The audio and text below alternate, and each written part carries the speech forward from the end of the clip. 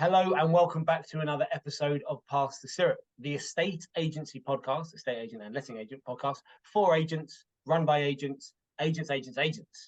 This is the second episode. We're filming the day after EA Masters, and the three guests look bright and breezy, which is only making me look worse.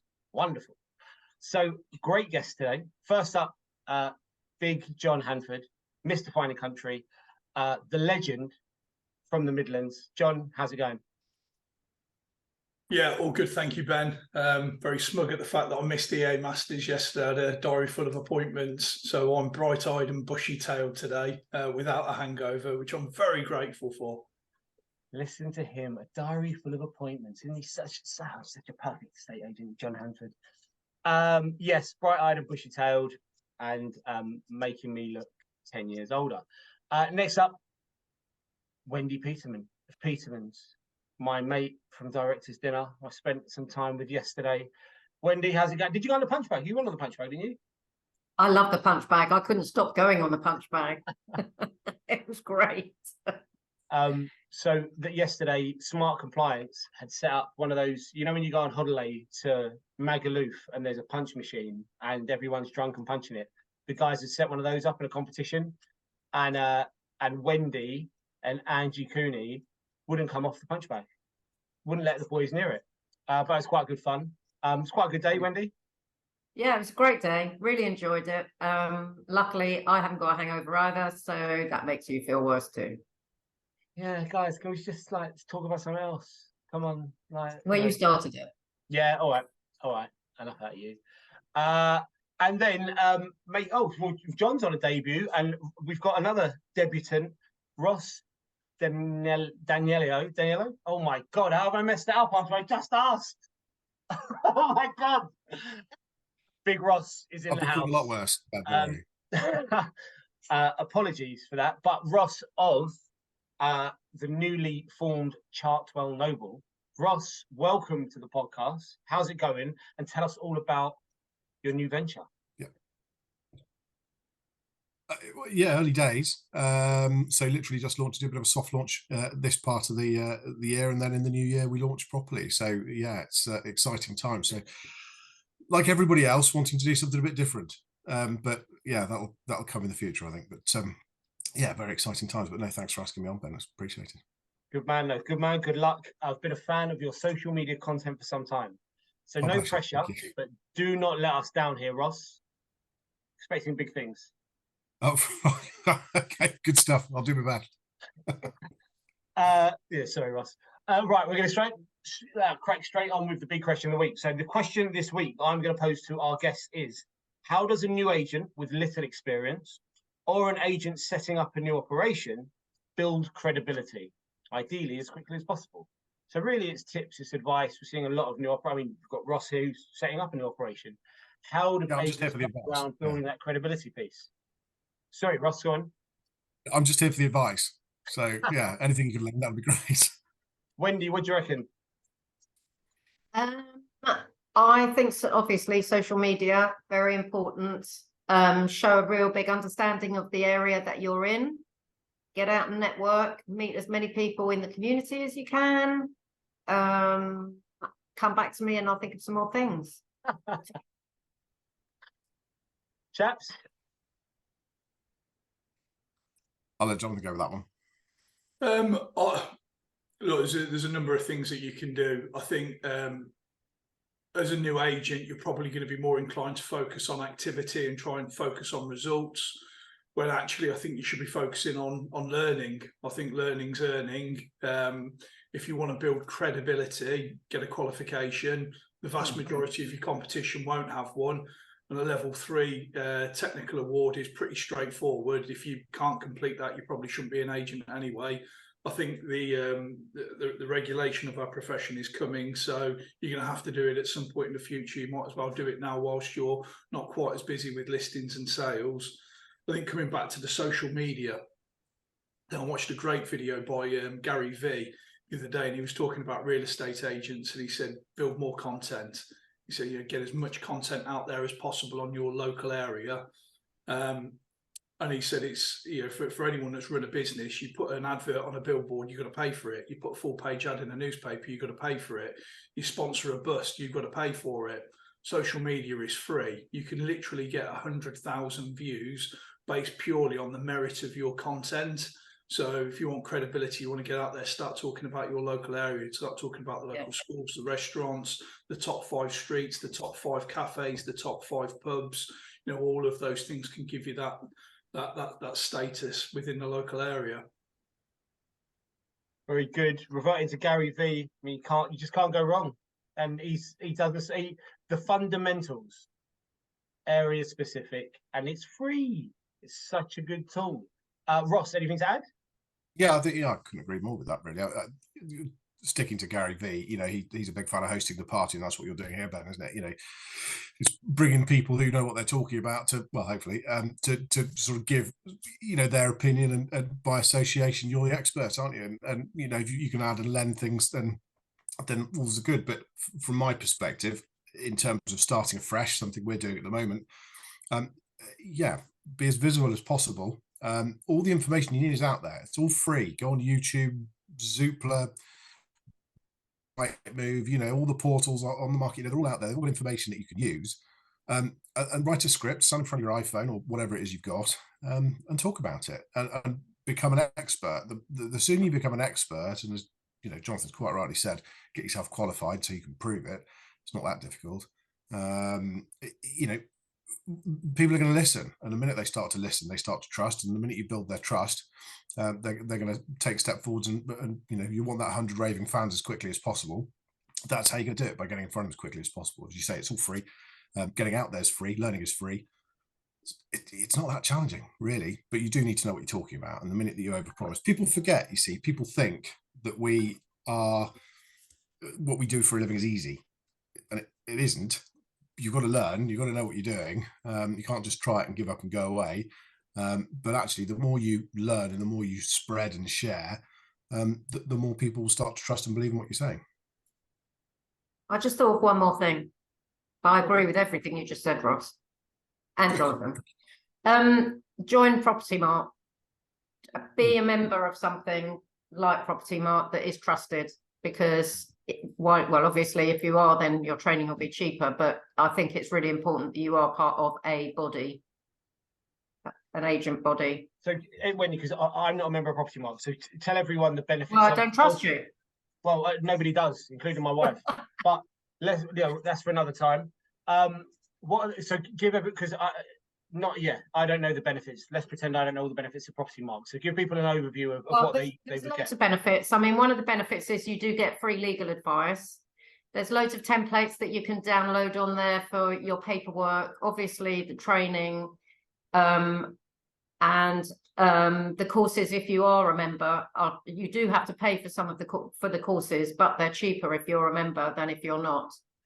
But I think the biggest thing is being seen to be part of a group like that, where it kind of gives you a little bit of backup. But there's also an advice line, and there's all sorts of things that are good go-tos for someone that's not quite sure. They're really helpful. Mm-hmm.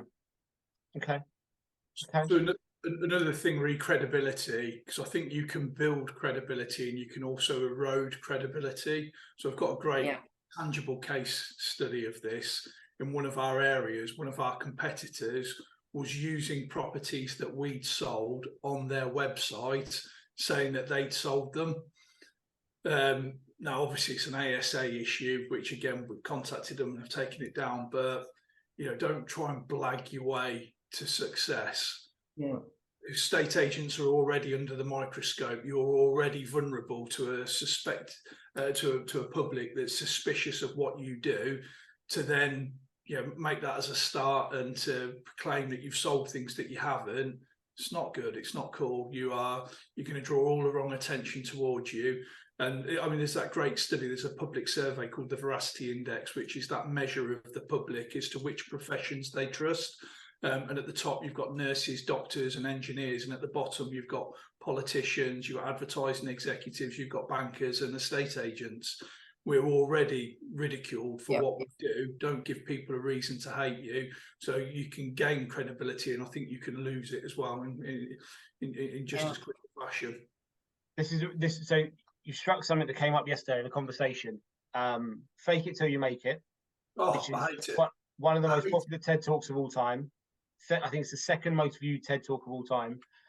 And the term fake it till you make it actually is not a good representation of what that video is about and what that's about. It's about building self-confidence when you're in a difficult situation.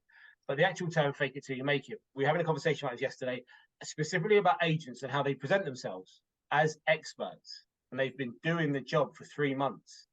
Where do you guys land on this? Because I know businesses and individuals that encourage their team to present themselves as experts, and they are clearly not. I still, 20 years in, wouldn't use the term expert for myself. So that's where I land. But I'd be interested in you three, experts, where you think it sits and where it's appropriate. And particularly, you get a lot of it on LinkedIn. I see more and more that people are reasonably new to agency and they're an expert or something like that. What do you think? I think the most important thing out of all of one of the most important things out of all the advice we've been offering is that you actually have to be honest. Kind of goes along with what Jonathan was saying, but you can't say, until you feel like you know your area, you can't go around saying you're an expert. You're not going to go to someone's house and say, I've been in this business 20 years when you've been in it for 3 months. I think you have to go there and be honest. I don't think you can say you're an expert when you're not. I think you're absolutely spot on there, Wendy. I think, Tom Panos coined the phrase, what is it? There's no such thing as a blind date anymore. And people can find out really quick. It doesn't take a lot to search on LinkedIn, Facebook, Google your name and all the rest of it to find out that you've only been doing it for a few months. So it all comes down to the same sort of camp as making promises you can deliver on, really. And if you, like you said, with property marks, surround yourself with people who can do these things and give yourself credibility through the other people you're involved with. That's going to help you. But I think if you're putting yourself out there, there's an awful lot of these new style agents who are sitting there saying, I'm the most in demand agent in the UK right now. We're not, and it doesn't take a lot to find that out either. It's very entertaining. But, all you're doing is trying to rub people up the wrong way and put noses out of joint. It's just undermining you as an individual, and eventually it comes back to bite you. Yeah, there are some absolute corkers out there. LinkedIn, from time to time, you're not having a good day, just jump on LinkedIn. It will put a smile on your face with all the bullshit you can find out there. There's someone that I know reasonably well. I know, maybe leave it at that. And their LinkedIn, I won't say the specifics because you can probably search them, and I don't want you guys to go and do that. But his claim is such a load of old nonsense. It's about speed with which he gets transactions through. And he's just plucked this out of thin air. He's got, in my view, not a great deal of experience, and I love bumping into him because I can't. I'm quite direct, I think is the way to put it politely. And I like to ask him these claims. What are you backing up from? And he'll run away. He'll leave the room rather than answer the question. So it's but yeah, your point is absolutely right. Building credibility or eroding credibility. Just taking you one step forward, 2 steps back. Okay, nice. So learn, gain experience. Be in the area, be talking about the area, be learning the area, and authentic, right? Tell the truth. Yeah, okay, cool, great. Let me show you this week's social hand grenade. So this is something you guys might have actually seen it because it got a lot of traction, lots and lots of comments, likes. I'm going to share it with you. Sorry, that's what I'm doing right now in case it's not clear. And I actually ended up commenting on it because I thought it was quite an interesting post. So this was a post. I don't normally leave the person's post's name on it, but I don't think it's a negative to Isabella. So she set up her own business. She's a 25-year-old estate agent,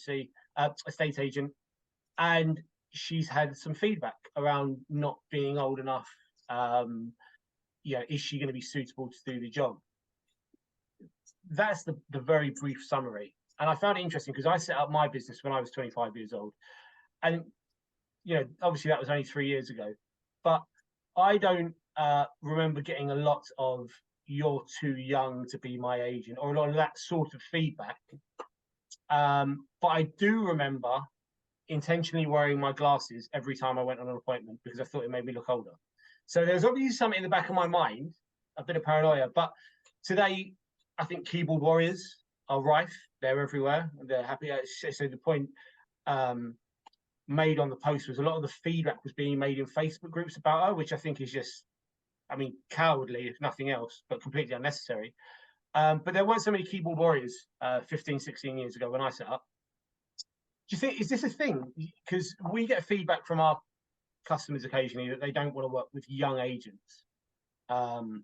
You guys, any experience in this? This is a thing because people really got behind this post. Strong. I think I saw that post actually, and I saw your comment, but well, kind of sadly for me, I didn't come into this business until I was I didn't look young to start with, so no one ever made that comment about me. But my son came into the business when he was really young, and he got a few comments of like, "Oh, you look too young to know what you're doing," kind of thing. But nothing like this ridiculousness. I just think sometimes this social media is really wicked. People are trying to make a living here. It doesn't really, if they've got their experience, does it matter what they look like? Not really. Yeah, I have this argument in my head very how the benefits versus all the negativity that comes with social media. There's lots of good stuff, but it's a sounding board for anyone that just wants to be an arsehole for the sake. Yeah, exactly. And it made me wonder. And so, Wendy, you're really the only person I can ask this. Do you think it's because she's a 25-year-old woman as opposed to a 25-year-old man? Because I honestly don't remember getting a lot of that. Well, I don't know. My son isn't a woman, but and he did get comments, but he didn't get this viciousness that was on there. And I do think it probably is kind of easier for people to comment, or they think it's easier if it's a woman, because, well, I don't know why, because maybe they see women as more vulnerable, and therefore it's easier to be horrible to them. Yeah, but I don't. It was just it made me. It was because I was thinking about my own experiences and the difference between me and the person that posted is male versus female. But there's a time frame, 15 years ago, to say people weren't so open with their commentary. John Ross, what do you think? No, like road rage, isn't it? Really? Go on, John. No, sorry, Ross. Go on, carry on. I'd say it's a bit like road rage, isn't it? You get very brave behind a screen. And the keyboard warriors and all that sort of thing. Look, it's bloody hard enough as it is, this job, without people telling you don't stand a chance because of how old you are and how you look and what sex you're on and all the rest of it. It makes a difference. Turn up, don't bullshit, just get the job done, prove that you're capable. As I said earlier, surround yourself by the right people who are on the same mission as you.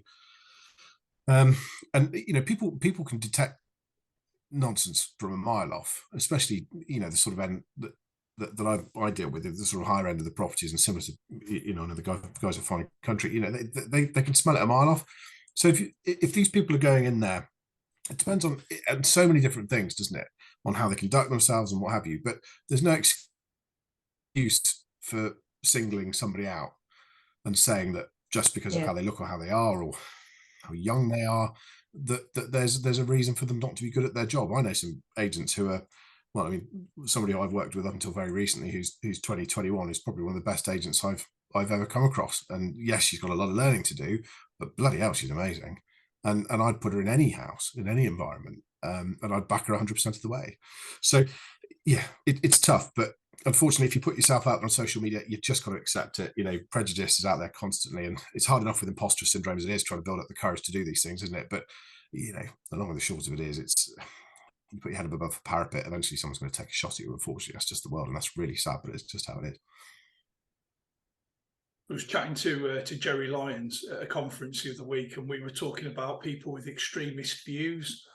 and 98% of the people on the planet are the middle ground. They're the sensible ones. And then at one extreme, you've got 1%, and at the other extreme, you've got the other 1%. I think Chris Rock said, if you're an extremist, you're an idiot.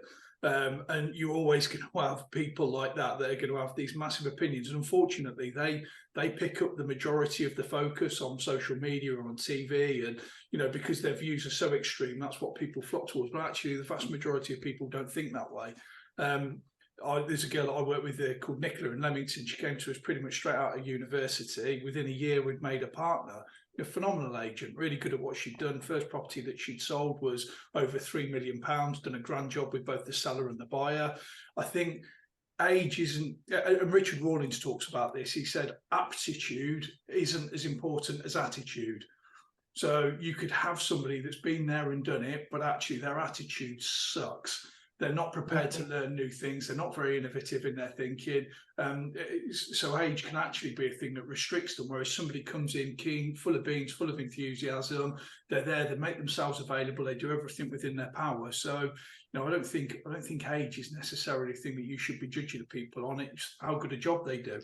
That's a much better factor for considering, whether somebody's doing a good job or not. But yeah, you're always going to get these extreme views. People that have got, and we've all worked with that individual, that you get that blood boiling email from them late at night at 9 o'clock. So they've sat there, they've had a glass of wine, and they've got the opportunity to type out exactly what's on their mind. And you pick up the phone and speak to them, and it's a completely different person. It's almost like there's a personality shift between what was on paper and then what's in the conversation. So I think Ross's point of the imposter syndrome, coming back to Ben's thing earlier, Ben said, he doesn't regard himself as an expert. And I don't. I still get people call me asking me for advice, and I'm thinking, why are you ringing me? Of all the people that you could ask, why are you coming to me? And I still can't quite get my head around it. And it must be hard for somebody that's coming into the job, that's trying to cut their teeth, and they're trying to build their experience, and then you get some vicious person saying horrible things. And there's a great video that Chris Watkins put on social media earlier, where he was interviewing Tony Beals, who'd won an instruction based upon somebody trolling his business online. And I posted a comment on it to say, arguing with an idiot is like playing chess with a pigeon. Even if you beat the pigeon, it's still going to step on the board, kick the pieces over, and puff its chest out like it's won the argument anyway. So you don't get into a battle with these people, because you're never going to win, because they're imbeciles. Yeah. Having an argument with an intelligent person is pretty tough. Having an argument with a moron is impossible. And my wife reminds me of that on almost a daily basis. So, okay, yeah, I guess we're all in the same boat. We're supportive of other agents, and we're supportive of her and her journey, and being 25. Absolutely no way is that a negative. 25, there's, you could join the army at 17 and shoot people if you want to. So, to be an agent at 25, that doesn't even sound young to me. But good for her. But Ben, just for clarity, I don't think they endorse you. Yeah, all right, that's really, yeah. Randomly. A quick story. Harry in our team, self-employed agent, just completed his first year as a self-employed agent. Had a good first year. He's great. He's going to be a phenomenal agent in the future.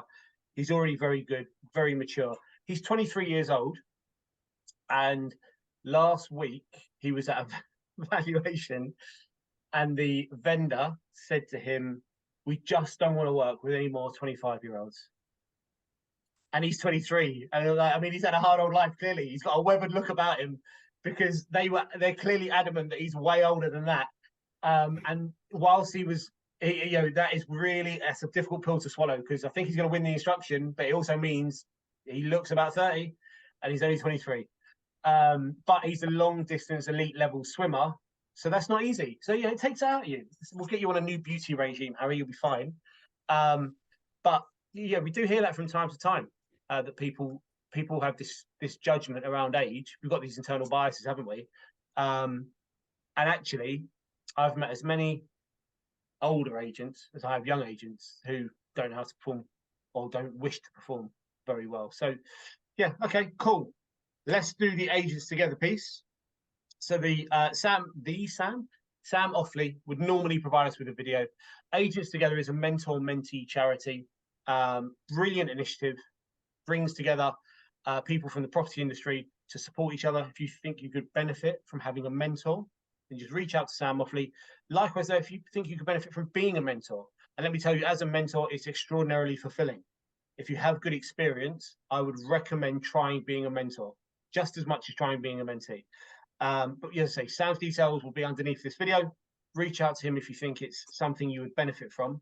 Every week he presents a current sort of issue that's doing the rounds with some of the mentees.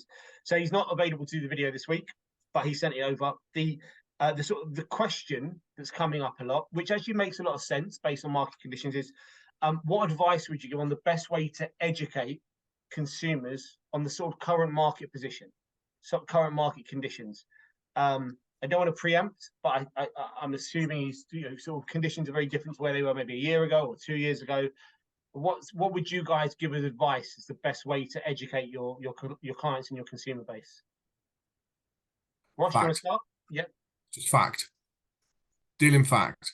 The minute you start trying to waffle and persuade them that everybody else is telling them lies, the minute you go back to that credibility thing, that you undermine yourself. There's an awful lot of it out there at the moment, isn't there? It's all over the LinkedIns and Facebooks of this world about pricing and valuing. People just not doing it properly and just desperate to win the business. If you can prove the advice you're giving is the right advice, and you can demonstrate that, which is not easy, I'll give you that, then you're going to be able to back yourself up, aren't you? And I think the more you can demonstrate with fact, the more credible you become. But I think the more you try to waffle your way through it, people will sniff it out in a heartbeat, won't they? And so when you're, what sources do you use, Ross, to demonstrate fact? God, there's a plethora, isn't there? You can just start on the HPIs, the house price indexes that are published on a regular basis. You've got endless research from free research that's available through the higher end, the guys at Finer Country, Savills, Knight Franklin, they all push and publish stuff. Property Industry Eye, Negotiator, there's always stuff and commentary out there that you can use to back yourself up. But really, by going down the route of trying to find the facts and figures, knowing your market, forensically knowing your market, and being able to back up, even if it's not been sold by you or your team, but being able to demonstrate that you're aware of what's going on in that immediate market. The minute that you can do that, and that's by looking at the portals, tracking everything yourself, the minute you're able to demonstrate that you can do that, the minute again that you become credible, and people will start to trust you. Yeah, 100%. There are so many data sources out there. But we seem to be drawn to the headline, which is, something is part of an opinion piece rather than a data piece. Wendy, what do you think about educating consumers and clients, and getting them up to speed on where the market is? Absolutely. Ross is right. Just go and find out the facts and information, or we use Chris Watkins. He's brilliant at helping us put it all together. And we mail out to our vendors on a regular basis, at least once a week, with information, and our landlords, so that they feel like they're involved on an ongoing kind of way, so that they're always waiting to hear what's happening next. I think that's really important. And just deal in the facts. But if you feel comfortable enough to do what you do and video, go on Facebook and give an update, that's really good idea, really good thing to do. I think that it's important that you talk about your own area, because everything that we see across, when they're talking about nationwide, is totally irrelevant, because it isn't. Every area is different. So it's about trying to combat the negativity of national numbers and try and focus on your own area. And same, be honest. You have to be honest. If it's crap, then say it's crap. Well, no, don't say it's crap. Try and make it positive. But I think you can't say houses are flying off the shelf when it's a tough market. Yeah, conditions change. That's the game. Yeah. It works in cycles. Yeah. Just to emphasize the point about the social media part, I think the value in posting market commentary on social media creates such a level of authenticity that when you give clients feedback one-on-one, there, you know, to give you an example, where the property was, where the market was 3 months ago versus where it is now, some people might argue it's a slightly different landscape. It's, you know, we're approaching Christmas. There's sort of different things going on. It's not a very good example because actually the market we work in, we haven't seen prices change in 3 months. But let's just say, for example, we're giving feedback to a client and we're saying the market is softening and there's, you know, there's less buyers in the market and we're presenting data. I think because of how we're viewed by consumers, there's sometimes a lack of trust about the feedback we're providing. And so the consumer believes their home is still the most expensive on the road for a reason. They are in the best plot. They have got the slightly big one. And they have just refurbished it. So it is still worth the price that was achieved 2 years ago.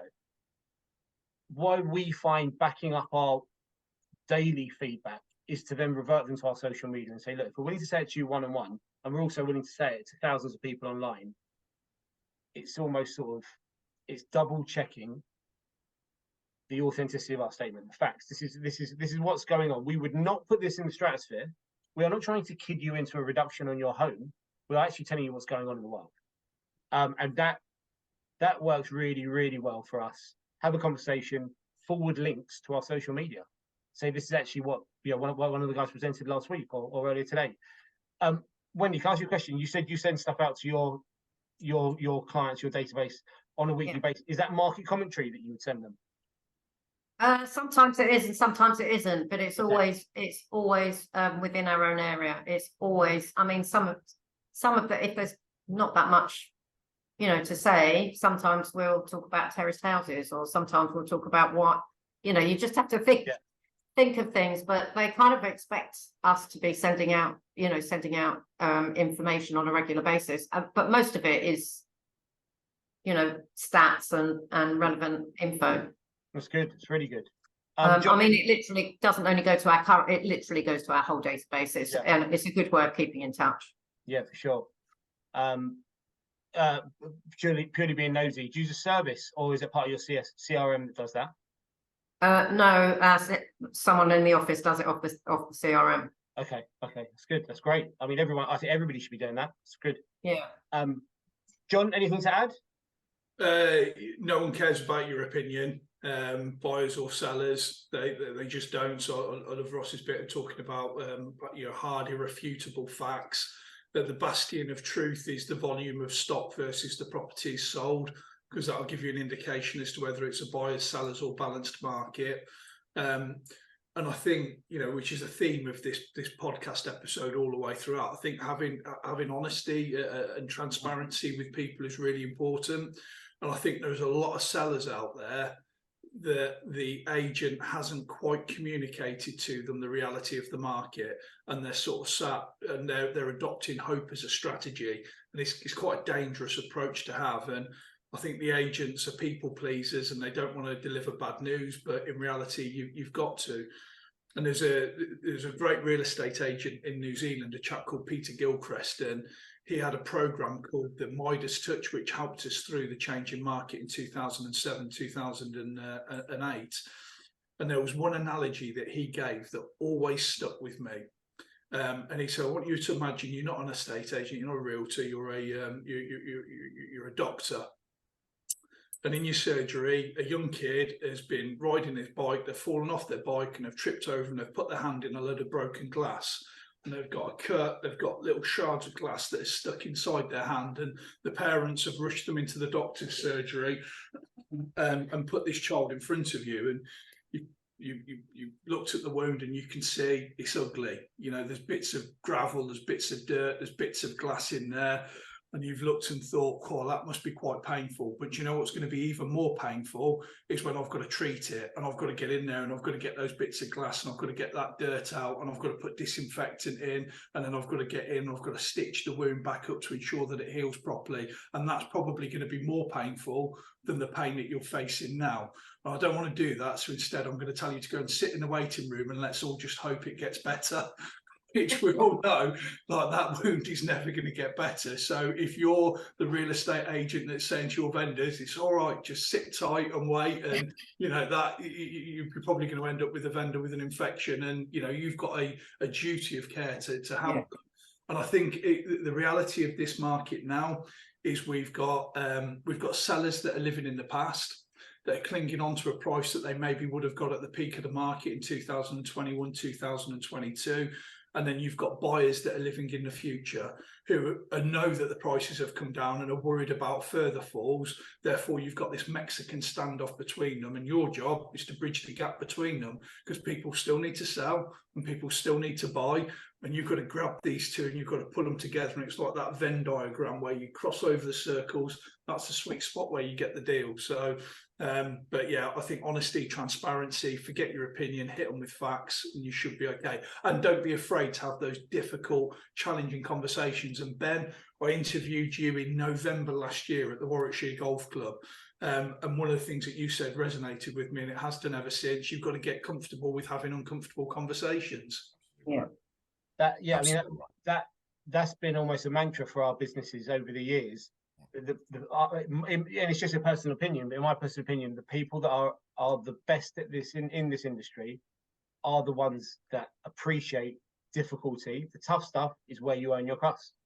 And the last few years, Tom Ferry line, strong market makes a weak agent, and people have got very used to, I think, the conditions that are. It's very reactive. It sort of looks after itself. Somebody yesterday said the lettings market is such that you no longer need lettings negotiators. If you put a lettings property on, the property does all the work for you, which is a bit harsh, but I took his point that things change. At some point, the lettings market will come around again, but we're now in a sales market, which, people describe it as tougher. I think it's for a reasonably new business and a growing business, it's much more exciting conditions than it was 2 years ago, personally, because there's opportunity out there that a newer business. We're in our 4th year of operations, Fine Country, so we're not an established brand locally. We need to have some opportunities to go out and prove we have a point of difference. They should work with us. There's a reason to work with us, as opposed to stick it on a portal, someone will buy it. So it's tough out there, or tougher, but I think sort of backing up what everyone said there, something I've banged on about for years is having empathy and authority. If you can deploy those two in equal measure when you're giving advice, people will just adhere. They like an adhesive. They'll stick to you. They'll listen. As John said, a doctor doesn't just sit there and go, right, what we got then? Give me that. Let's have a look. Oh God, that was bloody awful. That does. Tell you what, I'm going to fix that for you. I will. You just no, I'm not. Whoever that is, that chap, I'm not having him. I want the quiet one in the corner who speaks with a bit of authority and understands what I'm going through. If you the best agents I know are the ones that deliver their pitch, and the advice that they give, if they even pitch at all, are the ones that deliver the advice in a calm, efficient, factual manner, and just say, look, it's bloody hard out there, and anybody that tells you different, bloody lying. So don't listen to them. Automatically by that point you've got authority, and by having empathy, look, I know you want that. I know that was, and that must really stick, and that must really hurt that you feel you've missed out on something, but you never had it anyway. So why are you worrying about it? You haven't really missed out on anything, because you're probably still further ahead than you were when you bought it anyway. So by delivering empathy and delivering your advice with that balanced amount of authority and empathy, you gain credibility. Again, that word again, isn't it? That credibility, and people will listen to you. Yeah, complete agreement. If anyone hasn't read the book, Never Split the Difference, and you Absolutely. Are in the role of negotiation, I would go listen to it if you're not a great reader. But some of what Ross said, I pulled from that book as well, and fantastic book. I thought I was an expert negotiator. I've been obsessive about being a good salesperson for years and years and years, and that book, which I read a few years ago, completely turned me on my head on what I thought great sales was, and techniques, and the ways to present authority. The old late night DJ voice, which is what Ross was just talking about there. Yeah, calm it down, slow it down. Some really great tips in there that I think could help elevate people very, very quickly. Good stuff, guys. Let's do a left here, and lighten the mood. John, you look like you're desperate to tell us something mildly amusing that you've been hanging on to. We share a funny story? You want to tell us about some waffle you've seen this week? What do you want to do? So look, I'm going to go a bit off-piste where I'm Okay. going to share an anecdote that's from outside of the industry, but technically still counts because it was told to me by a fellow estate agent. So we've my boy's got autism, so one of the things that we've had to do in 2023 is we've acquired a caravan. Holidays are more controlled, there's less dysregulation, it's on our time and terms, and it's a safe zone. It's just a much more viable way of travelling. Never thought I'd have one, let alone admit it on a national podcast, but it is what I'm it is. surprised you can even fit in them. It's the biggest one that you can get, height and width, because otherwise I couldn't sleep. The vast majority, I still have to kick my shoes off when I get in, which the wife is very pleased with. Otherwise, I wouldn't be able to stand up in it. But as part of this discussion, I ended up chatting to this estate agent. He said, I've got a funny story about a caravan. So this is amusing and horrifying in equal measures, just to prepare everybody. So he said that he used to go out with a girl who used to see a chap. But again, I can't verify this because it's known third person, but I'll share the story anyway. And this chap wanted to go on holiday and had just acquired a caravan. And he said to his partner, this lady at the time, he said, look, are we okay to go away together? I'm thinking of going to France for a couple of weeks, but I'd like to take my mum. She's on her own. She's elderly. It'd be great if she could come away with us. And this girl said, yeah, absolutely not a problem with that at all. Booked the holiday. Down in Dover, just about to cross, established that the mum's not got a passport there. And he said, well, what were you thinking? Oh, haven't you got your passport? She said, well, because I thought we were going across on the ferry and in a caravan, that I wouldn't need it, and we were only going to France, so I haven't bought it. So he's thinking, oh God, the holiday's ruined. What are we going to do? And he said, tell you what, we're going to risk it. He said, get in the caravan, sit in the ensuite, sit in the toilet. And he said, we'll smuggle you over. As soon as we get to the other side, I'll park up, come and get you, and we'll put you back up the front in the cab again. So he's put them in, smuggled them onto the ferry. This guy is panicking. He's starting to flap. The realization of what he's doing is dawning upon him, and it's getting more and more uncomfortable. And every second of this ferry journey, it's the most nerve-wracking of his life. He's thinking, oh God, I'm going to get caught. He said, what's going to be even worse is if the French police, God, if they catch us, how are they going to react to it? They're not going to look at this particularly favourably. Survived the trip, got through to the other side. They've come through customs, and he's got through skin of his teeth, thinking, oh my God, I'm so happy, I'm so relieved. They've pulled out through Calais. They've gone a little while down the road, pulled into a lay-by, gone into the caravan. She's dead on the toilet. Oh my God. God. Oh my God. That's not funny, but it's funny. Yeah, that took quite a dark turn quite quick, didn't it? That escalated pretty quickly. Yeah. Not where I expected you to go. I haven't finished. Oh. So he's like, oh my God, she's dead in the toilet. Obviously, it's his mum, everything else. And then it's hit him again. I've got her. I've got no passport for her. And we're in a foreign country. Like, this is an absolute nightmare. And like the woman is with, she's saying, well, look, we'll go back across. We won't say anything, and we'll get. And he's gone, no, because if we get caught trying to get across with them, it's going to be even worse. We've got to come clean. We've got to own up to what's happened. So anyway, they've driven back to Calais. They've gone straight to the police. They've told the police exactly what's happened, and the police said, well, look, appreciate you being honest with us. Come out, we'll have to have a look at it. We'll have to create a crime scene. They've gone back out. Somebody had nicked the car in the caravan.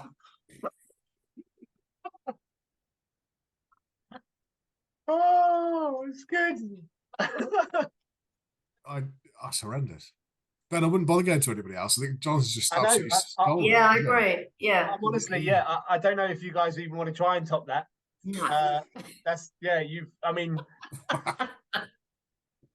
I might have to be more specific when I invite guests on in future about what's acceptable and what's not. I mean, this feels like me and you having a beer in the pub. That's a great story. You've been a picture of professionalism this entire podcast, and you just lost everyone. I mean, it's a great story. Did they ever find No, the caravan body? And again, I don't know how truthful this story is. It might be complete and utter nonsense. It could be a script from an unfilmed Only Fools and Horses. I just don't know. But apparently it was true, because there was no body. This chap had to carry on paying for his mum's bills, at gas or electric and everything. Oh, I'm not having it. It's gone too far now. There was no way to verify that she died. So it's a horrific story. I mean, you almost couldn't write that. no, but I wonder what the girl thought. I bet she didn't want to go out with him anymore. Yeah, well, I would imagine it would have made for an awkward journey back home. But Yeah. well, look, and again, I guess if it feeds into the theme of this episode, it's honesty is the best policy. So Mostly, yes. Well, you've teed us up beautifully there. That is, yeah, wow. We're going to get some real impressive social clips from this one, I tell you. The social media shorts of that story. Yeah. I can just see the social media thing. Dead on the toilet is the. Would be I the mean, I'm worried that we're going to get you cancelled at this rate. This is a concern for me. You know, yeah. I mean, it's a great story. I've got to stop saying it's a great story. I'm going to get typecast with you. Interesting.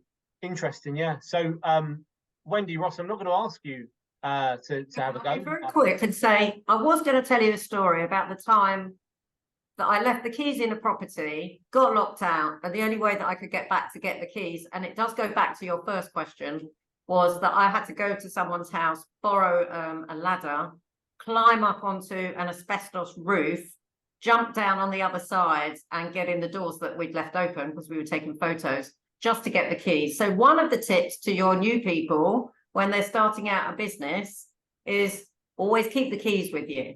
I thought you were going to say always have a ladder. Well, yeah, that makes more a bit sense. much, but Keys, always keep the keys.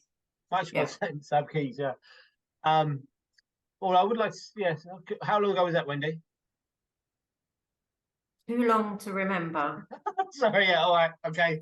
All right. Sorry. Maybe, I don't know, 15, 20 years. Oh, well, that's not long. Okay, that's fine. You're a spring chicken. It was hysterical though at the time. I think you probably had to be there. Yeah, no, I mean, we've had instances of similar stuff like that. People climbing through the top thin window because it's the only one open, and who's got the thinnest head that we can push up and squeeze that person through. Lots of things with cats or dogs or pets. It seems like we get one of those stories every week where they've locked the pet in the house and it's not the pet that lives at that house, somebody else's cat. That's an old classic. What about Waffle of the Week? Anyone seen any? So I like the Waffle of the Week section. I think it's actually what this podcast is about, that there's so much waffle out there that I think, we remind people, hopefully, not to worry about some of the nonsense. Anyone seen anything this week they think is or heard or read or been told anything that's a load of old waffle? Have you clocked what's happened in America with the US? Sorry, I spoke over there, John. Sorry. Yeah, the US realtors. Mm-hmm. There's a £2 billion lawsuit where ambulance chasers are instructing lawyers to go after the real estate industry for not declaring buyers' fees that sellers have paid in transactions, even though those same people that bought houses wouldn't have paid fees when they bought the house, yet somehow they weren't aware that the vendors were paying when they come to sell it. Just doesn't make sense to me. But I think it was a panel of 8, all voted unanimously in favour of the claimants. So it could be the likes of Keller Williams and EXP could be spending an absolute fortune to settle that legal case. Wow. Not millions, billions. Yeah. It's interesting though, isn't it? Asking the consumer to make a decision on something that could directly impact them very positively. Not sure they're the right people to be making a decision on that. Yeah. But yeah, interesting. Just does it mean that North America is about to experience similar or fee conditions more similar to us in the UK? Are fees going to reduce, or do you think they'll hold their value? Well, look, I was speaking at the Home Staging Forum on Thursday in Chelsea in London, and there were quite a few internationals there that had travelled over, a few of which were American realtors. And and again, we were talking about this point. One of the things that I was seeking clarity on was what happens if you introduce a buyer to a listing that you're working on, and they said, "Oh, it's a dual fee." I said, "So you get paid twice?" And they said, "Yeah." And they were really nonchalant about it. So, well, who are you representing? Are you representing the buyer or the seller? Who are you getting the best result for? And they said, well, I don't get what you mean. I went, well, is it your job to get the buyer the best price or the seller to get the best price? And they couldn't really answer it. And I said, well, that's why here in the UK, we tend not to have that. We represent the seller as a rule of thumb, and we try and get them the best possible outcome. But I do know of firms in the UK that get paid on both sides of the transactions, and they have a different brand and a different name for the other side of the business. I think that's immoral. I don't think it's correct. Ben's turned into it. Ben's turned weirdly turned into a cat. I don't know, camera playing up. Yeah, I agree, John. There's also this strange thing in the UK where I don't think we do enough to educate collectively new entrants to the property industry, and so many, and I see it all the time, they think they're working for their buyers. Yeah. You see comments like, "I managed to get this deal agreed for," and then they list their buyer, but actually their client is the seller paying the fee. And I do understand it's really difficult, because the vast majority of negotiators are going to spend their time working with buyers, aren't they? They're going to have a better relationship with buyers than they are maybe the sellers, and so that's a really difficult position. But we've got, there's a very, it gets a bit grey, I think, the way some negotiators handle their buyers and present who they're working for. But yeah, it's interesting what's going to happen in America. It's going to appeal, right? Because Keller Williams weren't able to present a very specific piece of information that supposedly would swing things right the other way. Guess we'll see. Yeah, but no, it was. I wasn't aware of it until the middle part of last week, and somewhat shocked by the outcome of it. Who is it? Somebody settled in advance. Someone was so adamant that they were going to be losing, they settled out of court. I can't remember which brokerage it was, but that's normally an indication that they're going to do the deal early. They know they're on the hook. Wendy, Ross, waffle of the week. Any waffle you've seen out there this week that you think is worth a mention? There's loads of it, isn't there? It's just relentless. I think I was going to. This is the one I scratched my head about the most. Really, is thinking, what do you look for? Because it's just, you got to wade your way through it. I think it's a case of depends on who you are, whether it's waffle or not, isn't it? And I think, once you choose what your path is, and there's lots of people who believe in manifestation, and lots of people who come up with clever ways of making things happen for you, and believe in it'll happen, etc. It's graft. Do that. That'll help you out. You've got to put the time in. It doesn't just happen overnight. And getting up at 5 a.m, that's great. If that's your bag, brilliant. You don't have to get up at 5 a.m. You just got to work up. You've got to work from the moment you're ready to start working. Put the time in and the effort. It's what works for you. I think if the people who extol the virtues of a one size fits all approach, and if you do this, it'll work. Well, no, it doesn't. It always works for the individual who perhaps can't get out of bed at 5 a.m. because they've got other things to do late at night, or there's various other things that get in the way of that. You pick what works for you, find the information that is relevant to you, get a cross section of that. Don't just stick to one person, otherwise you'll only end up what they're doing, and form your own opinions. Don't just listen to everybody else's and think that what they say is right, because it never is. It's right for them, not necessarily you. So I think rather than one piece of waffle, I think it's all bloody waffle, and I think you just listen to it all and then make your own bloody opinion up, to be frank, which is a bit grumpy old bastard, but I'm 46, so I'll deal with it. Welcome to the grumpy old bastard. Absolutely agree. Yeah, there's that, and that's exactly why I think this podcast exists, because there is just so much waffle. It's absolutely relentless. And I don't want to be negative about the trade press, because actually they're really supportive of the podcast, but it can be a confusing place.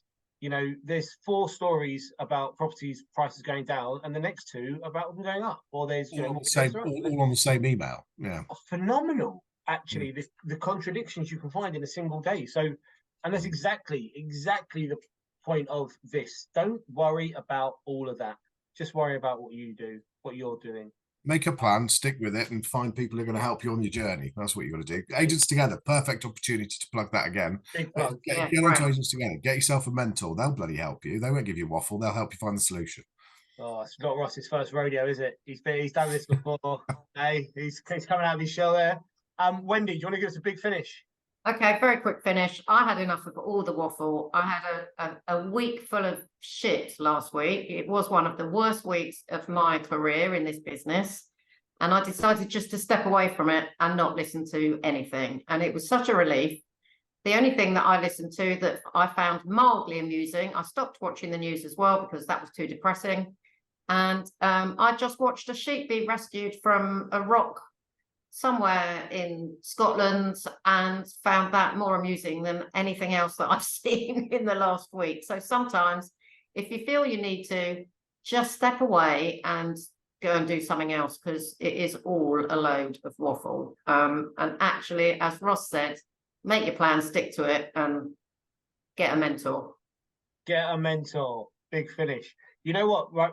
Do you know what the actual final trigger for us setting up this podcast was? It was my wife had a really bad week, something like what you probably just described, Wendy.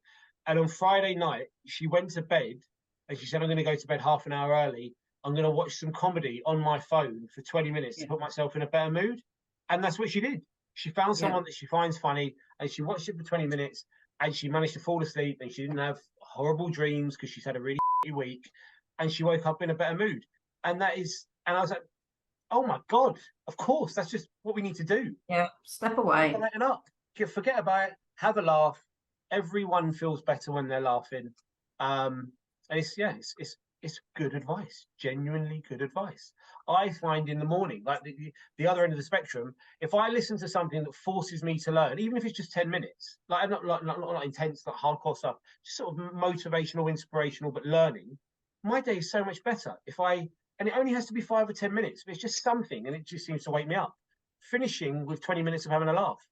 It's just really simple, like it's like life hacks, isn't it? Well, I've got a mentor who I know who is my hero, and his advice to me. Not your mentor? No, you're my other hero. His advice to me was, on your way in, if you have a long journey, which I do, listen to comedy. Don't listen to, because I normally listen to music. He said, don't listen to music, listen to comedy, laugh before you get to the office. And that's probably one of the best bits of advice I've had. Yeah, it's great advice. It is great advice, yeah. You just don't meet people that don't like to laugh very often. No. Except the Grinch. And I will be donning my outfit in about 4 weeks. I do like to present as the Grinch in December. Right, guys, you've been brilliant. Really, really good content. Hopefully it's been helpful. John, I'm sorry, mate. I think you're going to get cancelled. I think you're done. I think you're out. But Wendy, Ross, you were here the day Handford got cancelled. That's a pretty big deal. Yeah. Great story, though. Yeah, it's a very interesting story, John. Very interesting. And if it turns out that you're cancelled so extremely that you can't look after your businesses, I'm available to step in. I do like what you've been doing up there. I'll come back to you on that. We'll negotiate terms once you're struggling. But now we're going to hand over to Chris Watkins for the weekly Watkins Whimsy. And all I say is thank you, guys. You've been brilliant. Catch you soon. If I asked you who your top 10 buyers were, would your negs actually be able to tell you who they are? And if I asked you what your top 10 hot properties that were well priced were, would you actually know what they are? Be honest, would you?